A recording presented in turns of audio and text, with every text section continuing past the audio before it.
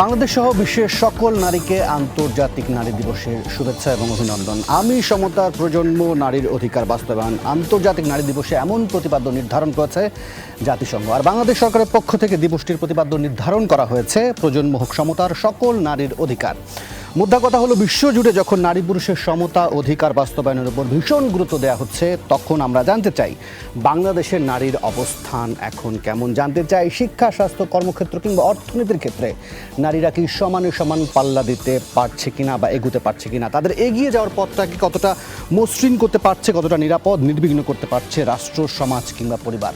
আনতে চাই আলোচনার টেবিলে। সঙ্গত কারণে আজ আমাদের আলোচনার বিষয়বস্তু সমতার পৃথিবী। আপনাদের সকলকে আমন্ত্রণ। 24 ঘন্টার সাথে আছি আমি মীরা হাসান।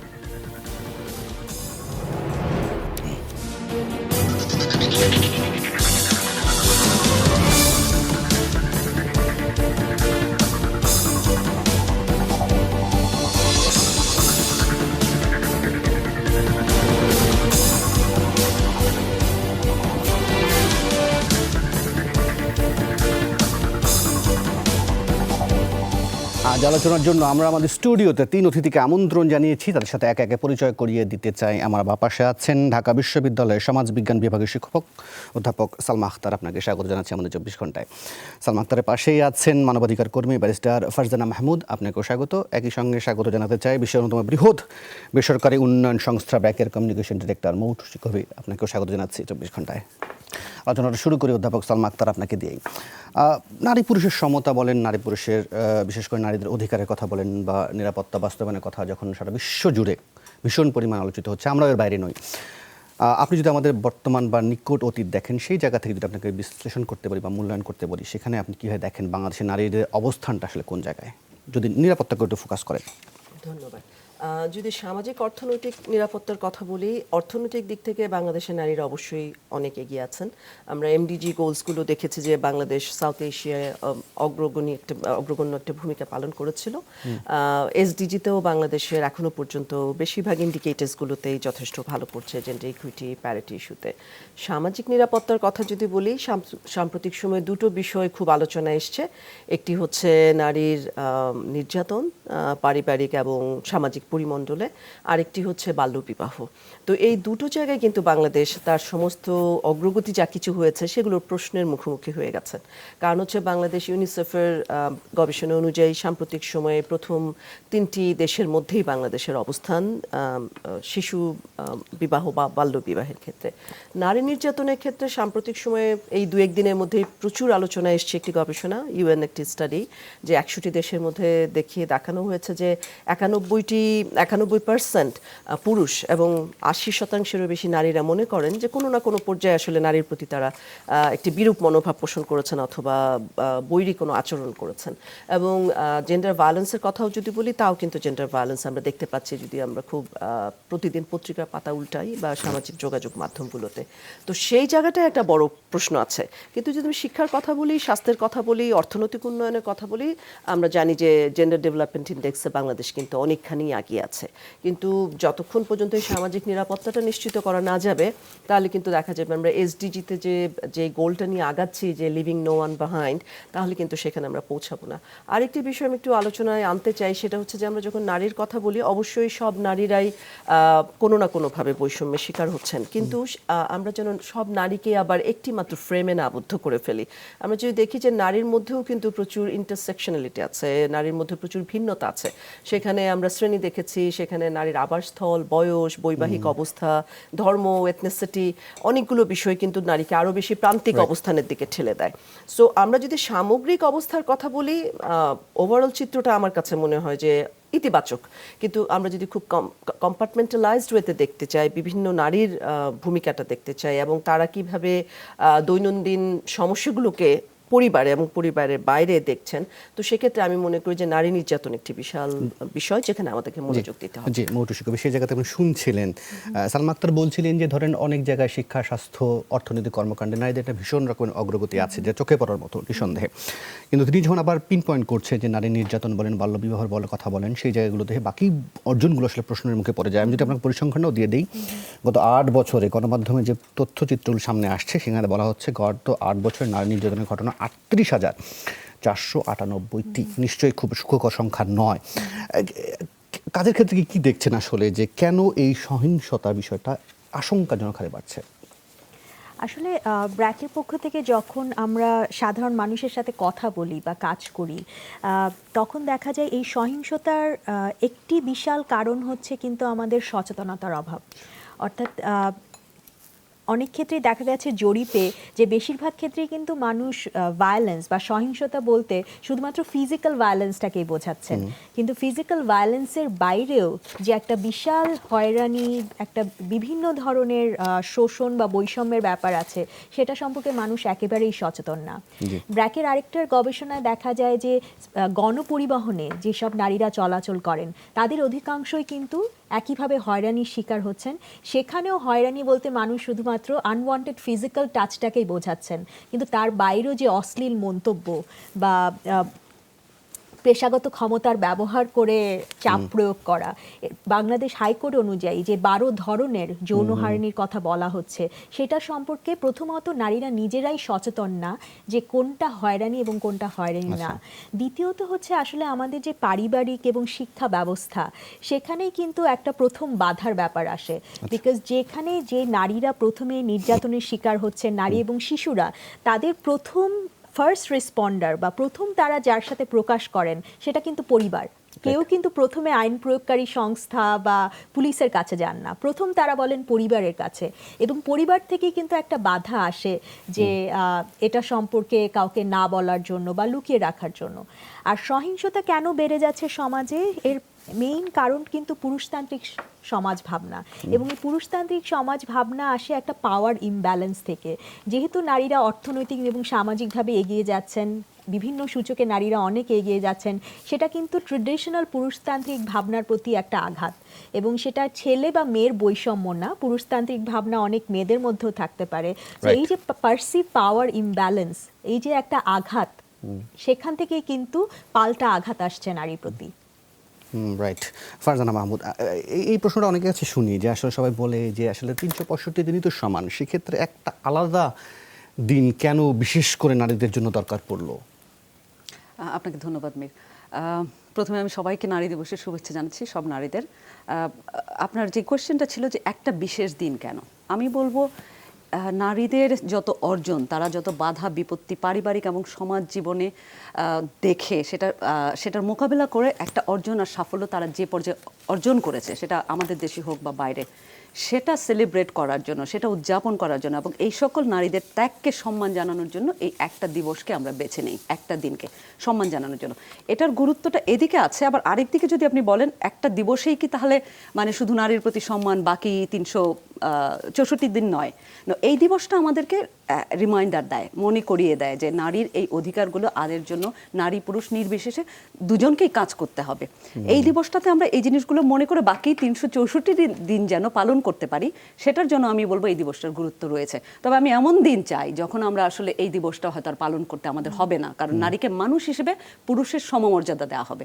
এখানে নারী দিবস মানে পুরুষের সাথে কিন্তু কোনো কম্পিটিশন নয়, প্রতিযোগিতা নয়।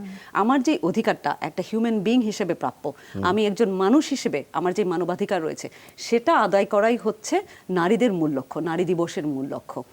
আর আমি যদি আমার দেশের প্রেক্ষিতে বলি, আমি বলবো এই নারী দিবস যেরকম আমাদের জন্য গুরুত্বপূর্ণ, এই নারী দিবস আমি অনেককে দেখেছি, অনেক পুরুষ আমাদেরকে অভিবাদন জানাচ্ছেন।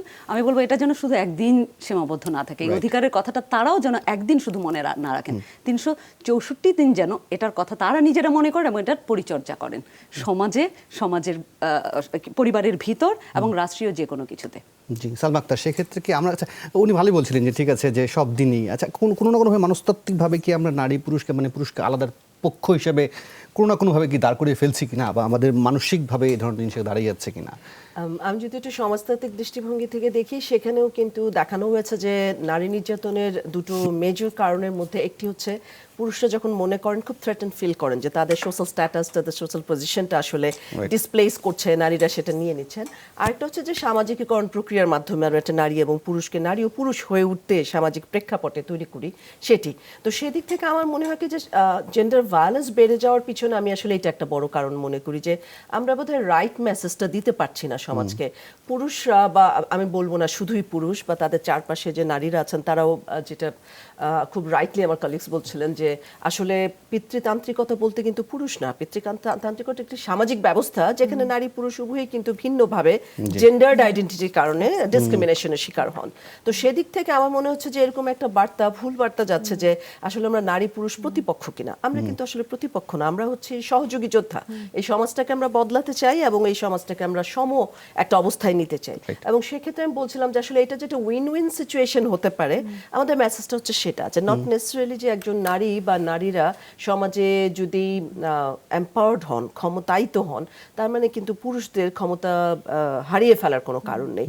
কারণ এই নারীরা তাদেরই পরিবারের অংশ, এই নারীরা তাদের সমাজ, তাদের জীবনেরই অংশ। তো তাদের ক্ষমতায়ন মানে কিন্তু আসলে পুরুষদেরই ক্ষমতায়ন, তার মা, তার বোন, তার কন্যা সন্তান। তো একজন পরিবার, একটি পরিবার এবং একজন পুরুষ নিশ্চয়ই চাইবেন যে তার পরিবারের বাকি সদস্যরাও অনেক পিসফুল একটা এনভায়রনমেন্টে থাকেন।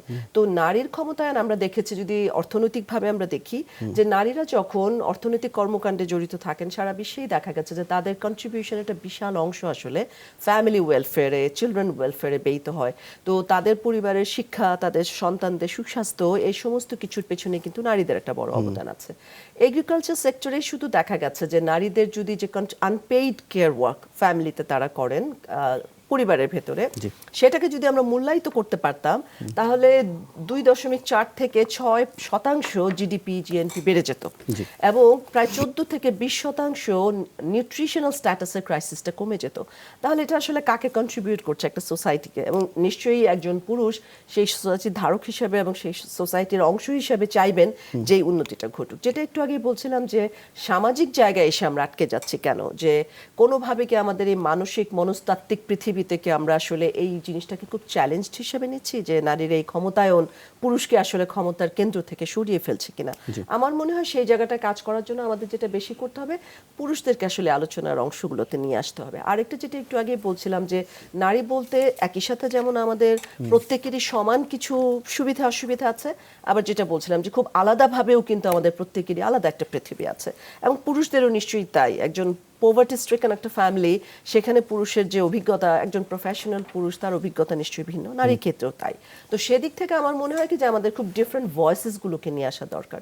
এবং আমরা যদি ইন্টারন্যাশনাল উইমেন্স ডে আসলে অরিজিনটা দেখি, সেটা কিন্তু শুরু হয়েছিল খুবই আসলে একটা মানে লেবার রাইটস থেকে, যে ইকুয়াল রাইটস, ইকুয়াল পে ইস্যুগুলো থেকে। তো আমার কেন যেন মনে হচ্ছে যে ওই জায়গাটায় আমরা আছি কিনা, আসলে তাদের ভয়েসটা আমরা এই মুহূর্তে ইনকর্পোরেট করতে পারছি কিনা। এবং আমরা যদি ভায়োলেন্সের কথা বলি, আমরা দেখব যে ডিসপ্রপোর্শনেটলি ভায়োলেন্সটা সব জায়গায় আছে, বাট মূলত কিন্তু একটু দারিদ্র পীড়িত পরিবারগুলো বা একটু গ্রামে অথবা একটু পিছিয়ে পড়া জনগোষ্ঠীর মধ্যে বেশি। তো সেক্ষেত্রে পুরুষদের শুধু আমি বলবো যে সার্টিফিকেট বেসড এডুকেশন না, তাদের অ্যাওয়ারনেসটা তৈরি করা যে আসলে নির্যাতন বা অসম অবস্থা একটা সমাজ বা পরিবার কারোর জন্যই কাম্য নয়। সেই জায়গা থেকে কতটুকু আসলে অ্যাওয়ারনেসগুলো করা গেল, কতটুকু সচেতন করা গেল? সো আমি যদি ব্র্যাকের কর্মসূচির কথা বলি, আমরা তিনটি ক্ষেত্রে কাজ করছি। একটা হচ্ছে প্রাথমিকভাবে হচ্ছে প্রিভেনশন বা সুরক্ষা, প্রতিরোধ। সো প্রতিরোধের জন্য আমরা যেটা চেষ্টা করি সেটা হচ্ছে শিক্ষা ব্যবস্থায় কিভাবে ছোটবেলা থেকে শিশু বা কিশোর কিশোরীর মধ্যে এই সমতাপূর্ণ পৃথিবীর ধারণাটা দেওয়া যায়। সো ব্র্যাকের যে স্কুলগুলো আছে বা অ্যাডোলসেন্স ক্লাবগুলো আছে বা আমাদের পল্লী সমাজ অর্থাৎ গ্রামীণ পর্যায়ে নারীদের নিয়ে আমরা কাজ করি, যেখানে শুধু নারীরা না, তাদের পরিবার থেকে মানুষরা আসেন। সো একটা প্রতিরোধ গড়ে তোলা ছোটবেলা থেকে শিশুদের মাঝে, সেটা নিয়ে আমরা কাজ করি।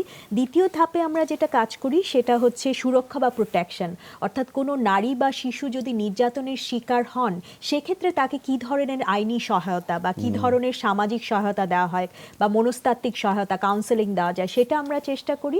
এবং সবচেয়ে ইম্পর্টেন্ট হচ্ছে রিইন্টিগ্রেশন, অর্থাৎ যে সার্ভাইভাররা আছেন তারা একটি নির্যাতনের অভিজ্ঞতার পরে কি করে তারা একটি আর্থিকভাবে বা সামাজিকভাবে পুনর্বাসিত হতে পারেন। সেজন্যই কিন্তু আমাদের উন্নয়নের মূল কেন্দ্রে আছেন নারীরা। যে কোনো কাজের ক্ষেত্রে ব্র্যাকের উন্নয়নের চালক এবং বাহক কিন্তু হচ্ছেন নারীরা। সো সচেতনতা বাড়ছে অবশ্যই, তা আপনি দেখবেন যে বিশেষত আপনি যদি তরুণ সমাজের দিকে তাকান, অবশ্যই পজিটিভ সাইন আছে। তারা নিজেরা প্রতিবাদ করছেন, কথা বলছেন, সামাজিক যোগাযোগ মাধ্যমের আপনি যদি আলোচনা দেখেন, অবশ্যই নেগেটিভ আছে, কিন্তু তার পাশাপাশি কিন্তু সচেতনতাও বাড়ছে। তবে প্রতিবন্ধকতা হয়ে দাঁড়ায় আসলে আমাদের, আমি শুরুতেই যেটা বলছিলাম, যে আমাদের নিজস্ব পরিবারের পুরুষতান্ত্রিক একটা ধারণা, বিকজ যে কোনো নির্যাতনের ক্ষেত্রে ফার্স্ট রেসপন্ডার কিন্তু ফ্যামিলি, ফার্স্ট রেসপন্ডার হচ্ছে আমার পরিবার, আমার বন্ধু বান্ধব, আমার পারিপার্শ্বিকতা। সেখান থেকেই কিন্তু একটা চাপ আসে, প্রথমত হচ্ছে ঘটনাটা লুকিয়ে রাখার জন্য, দ্বিতীয়ত আসে যে প্রথম পর্যায়ে চেষ্টা করা হয় একটা মীমাংসা বা সালিশ করার। সো এটার জন্য যে সময়টা যায়, ততদিনে কিন্তু নির্যাতনের ফরেনসিক এভিডেন্স সেটা হারিয়ে যায়। সো যেই পর্যায়ে আমাদের পুলিশ বা আইন প্রয়োগকারী বা আমাদের আইনজীবীদের কাছে কেসটা যাচ্ছে, ততদিনে কিন্তু 1 সপ্তাহ বা 15 দিনের মধ্যে একটি শারীরিক নির্যাতন বা ধর্ষণের মতো ঘটনার ফরেনসিক মেডিকেল এভিডেন্সগুলো কিন্তু অলরেডি হারিয়ে গেছে। সো আমাদের পরিবার থেকেই আসলে সচেতনতা দরকার, শিক্ষকদের থেকে সচেতনতা দরকার, যাতে আমরা সবাই প্রত্যেকটি শিশু এবং প্রত্যেকটি নারীকে তাদের অধিকার সম্পর্কে সচেতন করতে পারি। পাশাপাশি যদি তারা নির্যাতনের শিকার হন, সেক্ষেত্রে যারা যাতে একটি সহায়তা পান, পূর্ণ সহায়তা, সেটা আমাদের দরকার। সেখানে ফারজানা মাহমুদ সেখানে বলছেন যে পরিবারে এক ধরনের বড় বাধা আছে, বা পরিবারের থেকেই অনেকে অনেক নিরাপদ বোধ করেন, বা ওখান থেকেই সমস্যাটা অনেক জায়গা থেকে শুরু হয়। কিন্তু এর পাশাপাশি তো রাষ্ট্রেরও কিছু করণীয় থাকে। সেই জায়গা থেকে সেই ধরনের কি উদাহরণগুলো আমার সামনে তৈরি করতে পেরেছি? আমি একটু পরিবার থেকে রাষ্ট্রে যাব। যদি প্রথমেই বলি, পরিবার, একটা মেয়ে যদি ভিক্টিমাইজড হয়, সেটা রেপ হোক বা ডোমেস্টিক ভায়োলেন্সের ব্যাপার হোক, প্রথমত পরিবার থেকে আমরা দেখি মেয়েটাকে সাপোর্ট দেওয়া হয় না বেশিরভাগ ক্ষেত্রে। আর এটা যদি নিম্ন মধ্যবিত্ত পরিবার হয় বা অর্ধশিক্ষিত হয়, তাহলে এটা আরও প্রবলেমেটিক, তারা আগাতে চায় না। প্রথম কারণটা হচ্ছে একটা সোশ্যাল স্টিগমা। তারা যেটা চিন্তা করে যে আমি মেয়েটাকে নিয়ে কমপ্লেন করতে যাব, এটা জানাজানি হয়ে যাবে এবং মেয়েটাকে আলটিমেটলি ভিক্টিমাইজ করা হবে আরও বেশি সেকেন্ড টাইম। কীরকম? আমাদের সমাজের একটা দেখবেন খুব টেন্ডেন্সি আছে, সেটা শিক্ষিত হোক অশিক্ষিত হোক, একটা নারী যখন ঘরের বাইরে যাবে, কাজে একটু আগাবে, তাকে আপনি ভিক্টিমাইজ করবেন ক্যারেক্টারলেস বলে। তো ওই ইস্যুটা যখন চলে আসে একটা রেপ ভিক্টিমের ক্ষেত্রে, যিনি ভিক্টিম, তাকে কিন্তু আপনি মেন্টাল সাপোর্ট দিচ্ছেন না, সমাজ থেকেও পরিবার থেকেও। কারণ সমাজের একটা প্রেশার থেকে যায় পরিবারের উপর যে মেয়েটা চরিত্র খারাপ, তাই এই ঘটনা ঘটেছে। তো এই স্টিগমার কারণে পরিবার আগাতে চায় না, রিপোর্ট করে না। যেমন বিভিন্ন সমীক্ষায় দেখা গিয়েছে রেপ ভিক্টিমদের অনলি 2% যায় রিপোর্ট করতে। তো এখানে শুধু আমি বলবো যে আইন শৃঙ্খলা রক্ষাকারী বাহিনী বা জুডিশিয়ারির ভূমিকা না, এখানে সমাজের ভূমিকা আছে। শুধু রাষ্ট্র যদি এটার উপর এমফাসাইজ করে যে জুডিশিয়ারি আপনার লিগাল প্রসিডিওরটা তাড়াতাড়ি করবে বা আপনার পুলিশ কেসটাকে তাড়াতাড়ি নেবে, তাহলে সমস্যার সমাধান হবে না। সমস্যার সমাধান করতে হবে একদম সমস্যার মূলে গিয়ে। আপনি যদি দেখেন পাঠ্যপুস্তকে কি আছে? নারী পুরুষের পেশার বিভাজন আছে। আমি দেখেছি প্রাইমারি স্কুলের বইয়ে গত বছরই, যে নারীরা কোন পেশায় যেতে পারে বা যাওয়া উচিত, পুরুষরা কোথায়, একটু বিভাজন করা। সেই জায়গাটাকে আমাদের অ্যাড্রেস করতে হবে। আমরা অনেক ওয়াজ মাহফিলে শুনি নারীদের প্রতি আপনার কটু মন্তব্য করা হয়। এগুলো বন্ধে রাষ্ট্রকে আগাতে হবে। ফতোয়া, এখন তো ফতোয়া ওরকম হয় না, তারপরেও গ্রামেগঞ্জে দেখবেন এই জিনিসগুলো আছে। সেটাকে রাষ্ট্রকে এনশিওর করতে হবে যে সামাজিকভাবে যেন এটা নির্মূল করা যায়। আর পরিবার থেকে যদি বলেন, পরিবারের শিক্ষা হচ্ছে আপনি যখন ছেলে শিশু এবং মেয়ে শিশুকে সমান অধিকার দিবেন না, আপনি কন্টিনিউয়াসলি ছেলে শিশুটাকে বোঝাচ্ছেন আপনি সুপিরিয়র, ছেলে শিশু সুপিরিয়র, মেয়েটা ইনফেরিয়র। কিরকম? সম্পত্তিতে নারীদের সমান অধিকার নেই। তো এটা আপনার পরিবার থেকেই ছেলেটাকে বোঝানো হয় মাছের বড় টুকরাটা দিয়ে, যে না, তোমাকে শক্তি অর্জন করতে হবে, তোমার বোনকে বিয়ে দিতে হবে, বোন বিয়ে করে চলে গেলে তাতে তার আর প্রপার্টিতে অধিকার নেই। এই যে একটা ইনফিরিয়রিটি কমপ্লেক্স ছোটবেলা থেকেই আপনি মেয়েটার মধ্যে ঢুকিয়ে দিচ্ছেন। এবং এই যে আপারা বললেন পুরুষতান্ত্রিক মনোভাবের কথা, ওটা কিন্তু আসলে পরিবার থেকে আসে প্রথম। তারপর আপনি সমাজে যান, সমাজে গিয়েও একই অবস্থা। আপনি নিজেকে সুপিরিয়র ভাবা শুরু করেন এবং আপনি মেয়েদেরকে আপনার অধীনস্থ ভাবা শুরু করেন। মেয়েদের যে একটা রাইট আছে অ্যাজ এ হিউম্যান বিং, এটা আমার মনে হয় আমাদের দেশের অধিকাংশ পুরুষের নেই, বিশ্বের অনেক দেশের মতো। তো এই জায়গাটাকে যদি আপনি অ্যাড্রেস করতে যান, প্রথমত আমাদের শিক্ষা ব্যবস্থায় জোর দিতে হবে, পারিবারিক শিক্ষার উপর জোর দিতে হবে এবং আইনের প্রতি তো অবশ্যই নজর দিতে হবে। এই যে থামাতে চাই, আমি একটু বিরতি নিব, বিরতির পর ফিরে এসে ঠিক এই জায়গা থেকে শুরু করবো। আপনার তিনজনকে বলছেন যে পরিবার থেকে আসলে সেই ধরনের সহায়তা বলেন পাওয়া যায় না, বা এক ধরনের চেপে যাওয়ার মনোভাব সামনে নিয়ে আসা হয়। এখন বিষয়টা কি এরকম কিনা যে পরিবার থেকে যদি তার সামনে কোনো উদাহরণই না থাকে যে ঠিক আছে আমি বিচার পেলাম না, তাহলে কেন আমি সেখানে গিয়ে অভিযোগ জানাবো কি জানাবো না, সেই বিষয়টা নিয়ে একটু আলোচনা করতে চাই। তবে তার আগে নেব ছোট্ট একটা বিরতি, ফিরবো একটু পর।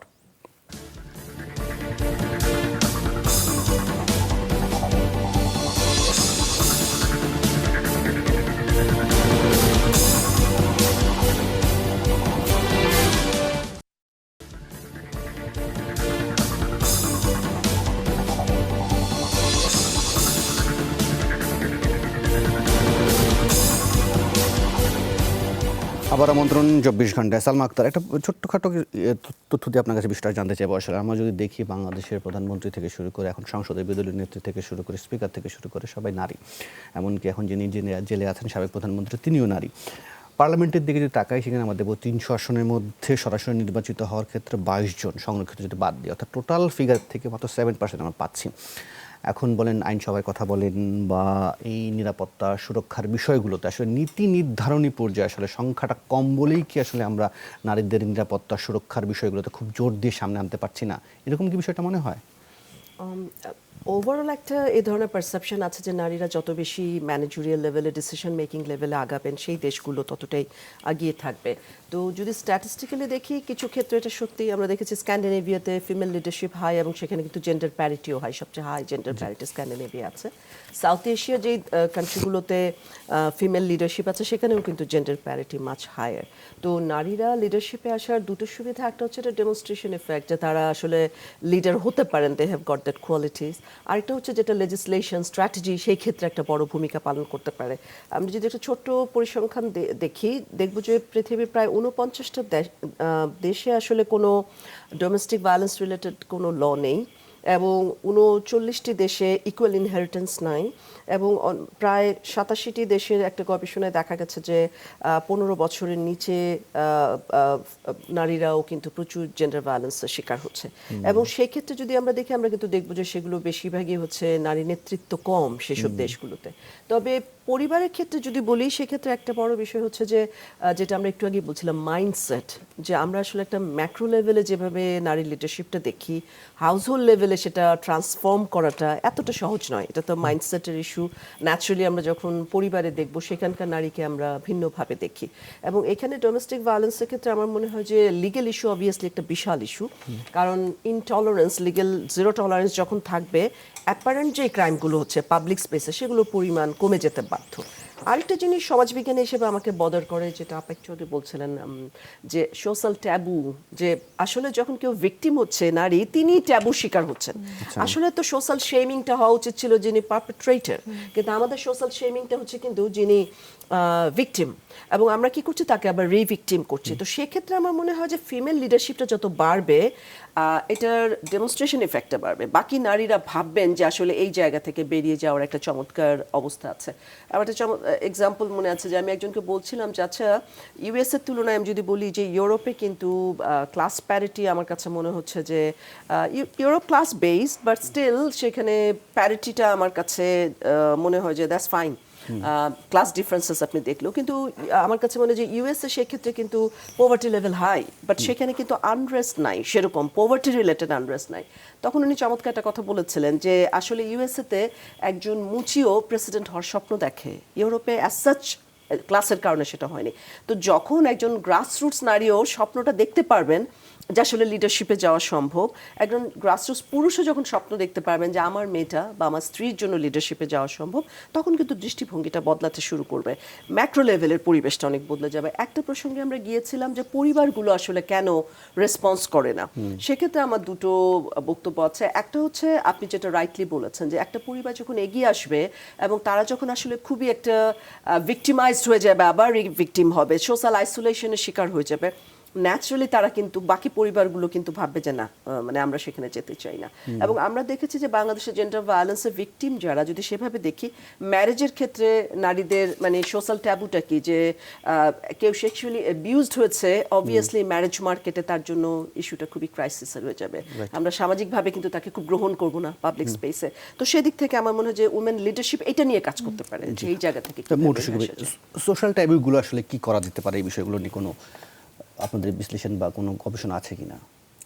আসলে সামাজিকভাবে এই যে বিভিন্ন সীমাবদ্ধতা বা এই যে একটা জেন্ডার বায়াস বা স্টিরিওটাইপিং, এটা কিন্তু শুধু ইউনিক টু বাংলাদেশ না। আজকে আমি একটা পরিসংখ্যানে পড়ছিলাম যে বিশ্বের 80% মানুষ এ ধরনের একটা বায়াসের শিকার হয়, এবং এই বায়াসের মোকাবেলা করার জন্য প্রথমত হচ্ছে শিক্ষা ব্যবস্থা, যেটা আপনারাও একটু আগে বললেন যে একটা মানুষ যখন পূর্ণবয়স্ক হয়ে যায় তখন কিন্তু তার মাইন্ডসেট চেঞ্জ করাটা খুব ডিফিকাল্ট। সো মানসিকতার পরিবর্তন পরিবর্তনের জন্য সবচেয়ে সহজ এবং সবচেয়ে ভালো হচ্ছে যখন শিশু এবং কিশোর কিশোরী অ্যাডোলেসেন্টদের সাথে কাজ করা। কাজে শিক্ষা ব্যবস্থায় আমাদের একটা আমূল পরিবর্তন, শিক্ষা ব্যবস্থায় শিশুদের সাথে কথা বলা, তাদেরকে সমতাপূর্ণ পৃথিবীর ধারণা দেওয়াটা দরকার। সোশ্যাল ট্যাবু ভাঙার জন্য আরেকটা যেটা খুবই গুরুত্বপূর্ণ সেটা হচ্ছে দেখেন এই ধরনের যে কোনো অপরাধের ক্ষেত্রে তিনটি পক্ষ থাকে। একটা হচ্ছে অপরাধী, আরেকটা হচ্ছে সার্ভাইভার অর্থাৎ যার প্রতি অপরাধটা করা হচ্ছে, এবং একটি বিশাল জনগোষ্ঠী কিন্তু আমরা প্যাসিভ বাইস্ট্যান্ডার, অর্থাৎ সেটা আমার পরিবারে হোক, সেটা আমার সহযাত্রী হোক, অথবা কাজের ক্ষেত্রে সহকর্মী হোক, যারা আমরা নীরবে কিন্তু নির্যাতনটা হতে দেখি কিন্তু সেটা প্রতিবাদ করি না, ভেবে যে এটা আমার সমস্যা না, অথবা we have normalized it so much যে we don't speak up. So যে কোনো সামাজিক পরিবর্তনের জন্য এই যে বিশাল বাইস্ট্যান্ডার গ্রুপ, তাদের প্রতিরোধ করা, তাদের প্রতিবাদ জানানোটা খুবই দরকার। এবং যেটা আমি একটু আগে বলছিলাম যে আইন প্রয়োগকারী সংস্থার কাছে যাওয়ার আগেই কিন্তু যে কোনো ট্রান্সপোর্টে যখন হয়রানি হচ্ছে, একটা কাজের ক্ষেত্রে যখন হয়রানি হচ্ছে, যদি আমরা সহকর্মী সহযাত্রী হিসাবে প্রতিবাদ জানাই, সেখান থেকে কিন্তু পরিবর্তনটা শুরু হতে হবে। অর্থাৎ আমাদের প্রত্যেককে চিন্তা করতে হবে যে আমাদের নিজের ক্ষেত্রে দাঁড়িয়ে কি করে আমি হয়রানির প্রতিবাদ জানাতে পারি, আমার নিজের ক্ষেত্রে দাঁড়িয়ে কি করে আমি নীরব না থেকে পাশে দাঁড়াতে পারি। ফারজানা মাহমুদ, সেক্ষেত্রে এই প্রতিবাদহীন সমাজটা সামনে এলো কি করে? মানে কোথাও কি কোনো ভয়ের সংস্কৃতি গড়ে উঠছে কিনা, এক। দ্বিতীয়ত আরেকটা বিষয় যেটা বলছিলেন যে পরিবারগুলো কোথা থেকে, কেন পরিবারগুলো সামনে আগায় না? সেখানে দেখছিলাম যে বাংলাদেশ মেট্রোপলিটন এলাকায় যে পুলিশে যে পরিসংখ্যান দিচ্ছে সেখানে বলছে যে নারী শিশু ধর্ষণের ট্রাইব্যুনালে যে বিচারগুলো হয় সেখানে 2.6% মামলা চূড়ান্ত বিচার হয়। এবং এই পরিসংখ্যানটা যখন সামনে আসে তখন ধরেন অনেকেই সামনে এটাও নিয়ে আসে যে ঠিক আছে উন্নত বিষয়গুলোর ব্যবস্থা সামনে নিয়ে আসে, কিন্তু সেই জায়গায় গিয়ে আমরা দেখলাম যে যুক্তরাষ্ট্র 2018 সালে সেখানে বলছে তারা 33.4% অপরাধীকে গ্রেপ্তার করছে। তারা তাদের যে সংখ্যাগুলো দিচ্ছে সেগুলো হচ্ছে বেশ মানে পরিধানযোগ্য, যে তারা বিচার করতে পেরেছে, গ্রেপ্তার করতে পেরেছে। সেক্ষেত্রে তো এই উদাহরণগুলো ঠিক আসছে না সামনে। তাহলে এই যে এত পরিমাণ কম চূড়ান্ত রায় হচ্ছে, তার মানে তো পরিবারগুলোকে আশ্বস্ত করা খুব একটা সহজ হবে না। আপনার বিশ্লেষণটা কি বলে? আপনার প্রথম কোয়েশ্চেনটা ছিল কেন এই ভয়, কেন প্রতিবাদহীন সমাজ সামনে আসছে আমাদের? এটা কি ভয় নাকি এটা এক ধরনের আপনার কি বলবো মোটিভেশনের অভাব, যে কার কি হচ্ছে আমি ওটার দিকে খেয়াল করছি না। দেন এগেইন আপনি যদি দেখেন এটা হয়তো একটা নারী বলেই আরো বেশি। আপনি যদি প্রতিবাদের ভাষা আপনি দেখেন, আমরা যখন সরকারি চাকরির একটা কোটার ব্যবস্থা হয় অনেকে নেমে আসে, তো এখানে একটা কমন একটা এজেন্ডা কাজ করে সবার মধ্যে। আমার মনে হয় যেটা এখানেও আবার নারী পুরুষের একটু বিভাজন চলে আসে। একটা নারীর সমস্যা নারীর সমস্যা, ওই পরিবারের সমস্যা পরিবারের সমস্যা। এটা ভয় না, আমি বলবো এটা হচ্ছে ল্যাক অফ মোটিভেশন। আপনার সেই ইচ্ছাটাই নাই যে আপনি প্রতিবাদ করবেন। কিন্তু প্রতিবাদের কথা যদি বলেন তাহলে একটা শীর্ষ দৈনিকের সম্পাদকীয় তারা বলছে যে যৌন হয়রানির প্রতিবাদ করায় গত কিছুদিনে 5 জন পুরুষকে খুন করেছে বখাটেরা, লাঞ্ছিত হয়েছেন 82 এবং 16 জন পুরুষ। এসব ঘটনায় আঘাতের শিকার হয়েছেন 57 জন পুরুষ।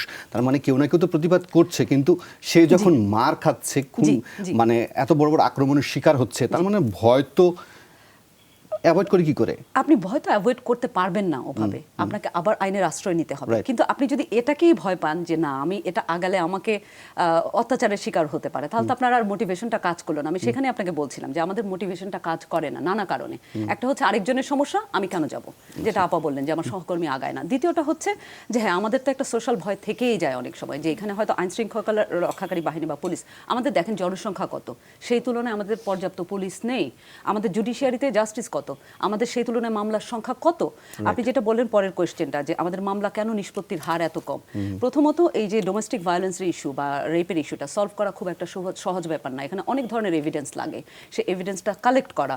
আবার অনেক ক্ষেত্রে দেখা যায় আপনার বিচারিক প্রক্রিয়ার মাঝখানে যারা ভিকটিম তারাই সরে আসে, তারা আর আগায় না। এই যে সোশ্যাল স্টিগমার কথা বললাম, এক পর্যায়ে গিয়ে তারা আগায় না, এবং এই প্রক্রিয়াগুলো এত জটিল, সময় লেগে যায়। এটা পৃথিবীর যে কোনো দেশেই দেখেন, সহজে এটা সলভ হয় না। তো এই জায়গাটা আমার মনে হয় আমাদের যে বিচারিক প্রক্রিয়াটা, জুডিশিয়াল সিস্টেমটা, সেটাকে একটু চেঞ্জ করতে হবে। সেটাকে একটু কিভাবে মামলাগুলো আপনি দ্রুত নিষ্পত্তি করতে পারেন, শুধু দ্রুত নিষ্পত্তি না, নিষ্পত্তির সাথে কিভাবে সঠিকভাবে নিষ্পত্তি করতে পারেন, সেটাতে মনে হয় একটু ক্যাপাসিটি বিল্ডিং এর প্রয়োজন আছে।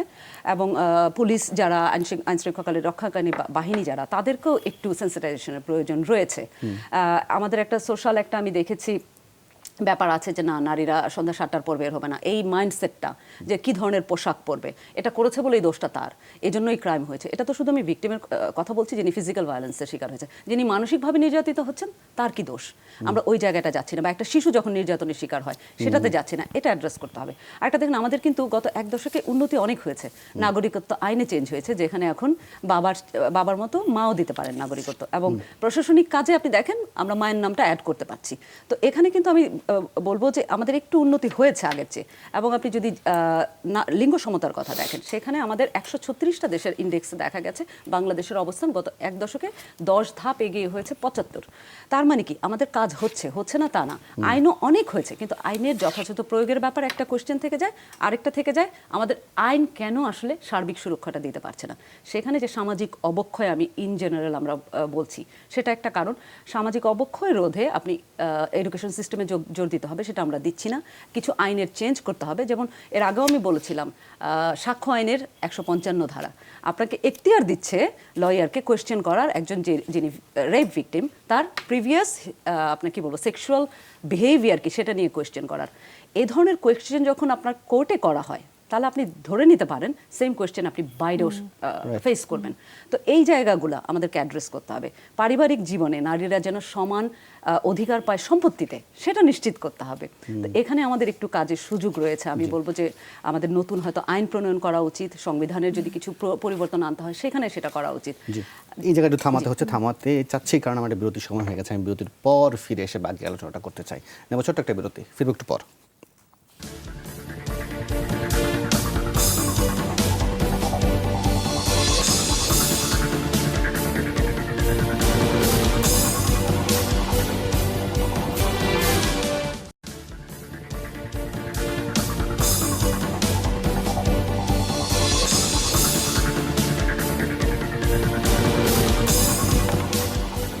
আবার আমন্ত্রণ 24 ঘন্টায়। মৌটুসী কবির, আপনি একটু বলবেন যে আসলে আপনাদের অভিজ্ঞতাগুলো কি বলে, আসলে যে সব ক্ষেত্রে সঠিক বিচার পাওয়া যায় কি, বা যদি না গিয়ে থাকে তাহলে আপনাদের অভিজ্ঞতা কি বলে, কেন সেই জায়গাগুলো থেকে কি কি সমস্যা আইডেন্টিফাই করতে পারেন? আসলে নারী এবং শিশুর প্রতি নির্যাতন সহিংসতা রোধে সঠিক বিচার পদ্ধতি যদি আমরা নিশ্চিত করতে চাই, এখানে যেমন পরিবারের ভূমিকার কথা আমরা আগে অনেক আলাপ করেছি, বাট তার পাশাপাশি আইন প্রয়োগকারী সংস্থা এবং বিচার ব্যবস্থারও কিন্তু একটা বিশাল ভূমিকা আছে। কারণ প্রথমত আইন প্রয়োগকারী সংস্থা যারা নারী এবং শিশু যারা সহিংসতার শিকার হয়েছেন, তাদের প্রথমেই তাদের যেভাবে কোয়েশ্চেন করা হচ্ছে বা যেভাবে এভিডেন্স কালেক্ট করা হচ্ছে, সেই পদ্ধতিটা কতটা সহমর্মিতার সাথে করা হচ্ছে, কতটা রেসপন্সিবলি করা হচ্ছে, সেটা দেখার ব্যাপার আছে। আরেকটি বিষয় আছে, যখনই আমরা নির্যাতিত নারীদের সাথে কথা বলি, যে তারা সবারই একটা বিচার চান, এবং বিচার ব্যবস্থার যেটা দেখা যায় যে অধিকাংশ ক্ষেত্রেই প্রভাবশালী বা যে পারপেট্রেটর আছে তারা কিছুদিনের মধ্যে জামিন পেয়ে যান, এবং যার ফলে শুধুমাত্র একটা মানসিক প্রেশার কিন্তু ক্রিয়েট হচ্ছে, অপরাধীর তার সামনে নির্বিচারে ঘুরে বেড়াচ্ছেন। আরেকটা যেটা হয়, একটা সুযোগ পায় তারা তাদের ক্ষমতাটাকে ইউজ করে রিভিক্টিমাইজ করার জন্য। কাজে অবশ্যই বিচার প্রক্রিয়ার দীর্ঘসূত্রিতার তো একটা ব্যাপার আছেই, যে কোর্টে যখন একটা কেস যায়, সেই কেস থেকে আসল রায় বের করতে যে সময়টা চলে যায়, সো কয়টা পরিবার সেই হয়রানির মধ্য দিয়ে, সেই সময়ের মধ্য দিয়ে যে বিশাল একটা খরচের ব্যাপার আছে, প্রতি পর্যায়ে কিন্তু ফরেনসিক এভিডেন্স থেকে কালেক্ট করা থেকে শুরু করে একটা ডাক্তারি সার্টিফিকেট নেওয়া, কেস দেওয়া থেকে শুরু করে আইনজীবী হায়ার করা, এই প্রত্যেকটা প্রসেস কিন্তু একটা বেশ খরচ সাপেক্ষ ব্যাপারও।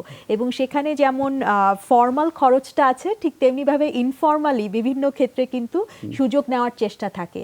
সো স্পেশালি যারা ইকোনমিক্যালি চ্যালেঞ্জ, যেখানে আমাদের যদি বেশিরভাগ বাংলাদেশের মানুষের কথা বলি, কতটা পরিবার এই দীর্ঘ সময় ধরে লড়াইটা চালিয়ে যাওয়ার মতো মানসিক, সামাজিক এবং আর্থিক শক্তি নিয়ে লেগে থাকতে পারেন, সেটা আমাদের দেখার ব্যাপার আছে।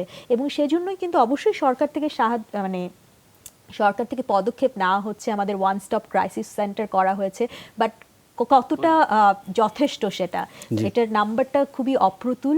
কাজেই অবশ্যই আমাদের বিচার ব্যবস্থাকে আরও দ্রুত করা, বিচার ব্যবস্থার সাথে যারা আছেন, আইন প্রয়োগকারী সংস্থার যারা আছেন, তারা যাতে আরও সহনশীল, সহমর্মিতার সাথে এবং রেসপন্সিবলি এই পুরো ব্যাপারটা হ্যান্ডেল করেন, সেটার জন্য আমাদের উদ্যোগ নিতে হবে। সেখানে আপনি দেখেন কি যে স্টেট সরকার সব ঘটনায় সমানভাবে প্রতিক্রিয়া দেখায়? আমরা যদি নুসরাতের ঘটনায় দেখি যে যেভাবে স্টেট এটার মধ্যে ফাংশন করেছে বা সবাই মিলে কাজ করেছে, সবগুলো ঘটনার ক্ষেত্রে কি এই ধরনের বা সিংহভাগ ঘটনার ক্ষেত্রেও কি এই ধরনের আমরা দেখতে পাই কি না? বিচার প্রক্রিয়াটা তো জুডিশিয়ারির ব্যাপার, এখানে তো গভর্নমেন্ট হস্তক্ষেপ করবে না, কারণ এটা দুটো সেপারেট জিনিস। তো সেখানে যেটা আমরা দেখি যে নুসরাতের ঘটনায় যেটা দেখেছি, সোশ্যাল মিডিয়া বলেন বা টেলিভিশন যে ধরনের এটা নিয়ে কথা বলেছে, ঘটনাটাকে তুলে ধরেছে, সেটার একটা ইফেক্ট তো আমাদের ছিল, সোসাইটির মধ্যেও ছিল, সাধারণ জনগণের মধ্যেও ছিল, এবং সেটার কারণে আমার মনে হয় একটা তো প্রেশার ক্রিয়েট হয়েছিল এই গভর্নমেন্টের উপর যেন অপরাধীকে তাড়াতাড়ি আইডেন্টিফাই করা যায় এবং বিচারের সম্মুখীন করা যায়।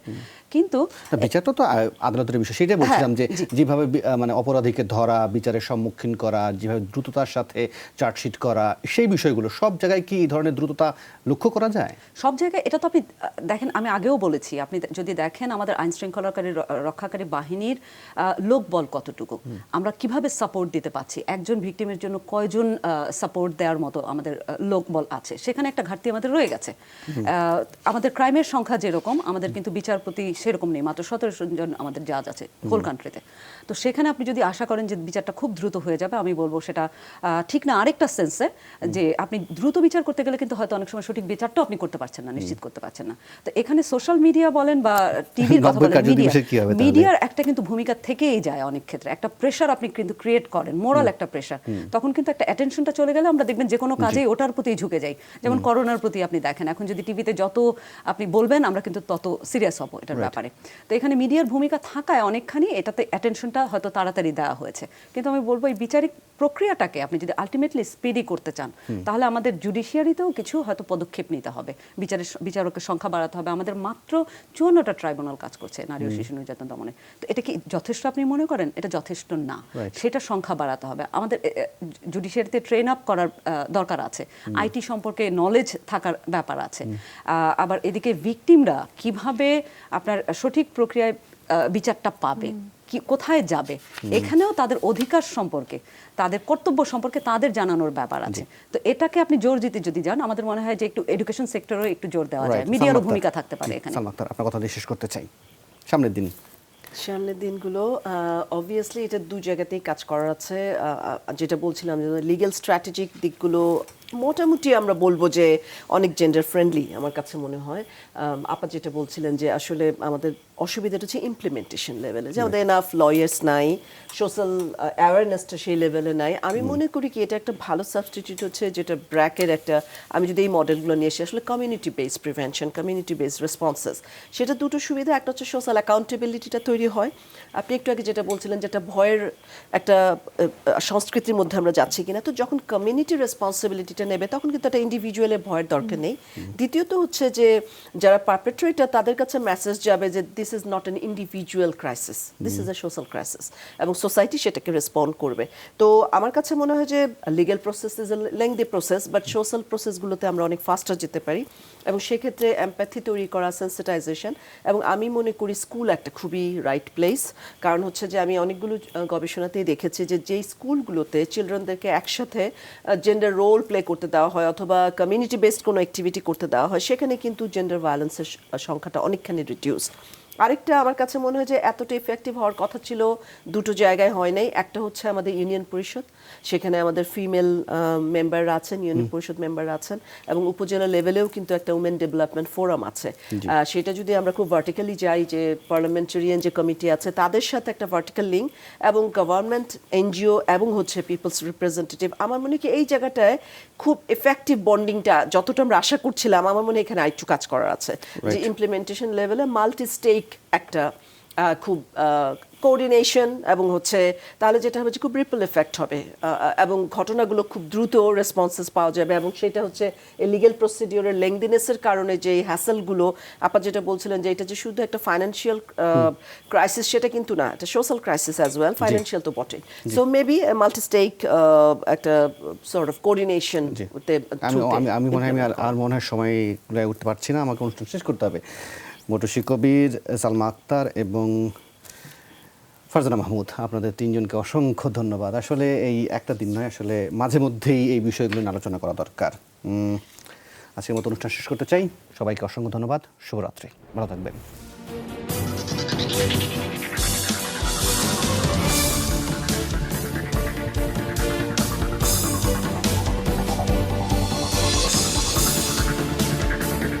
নিয়ে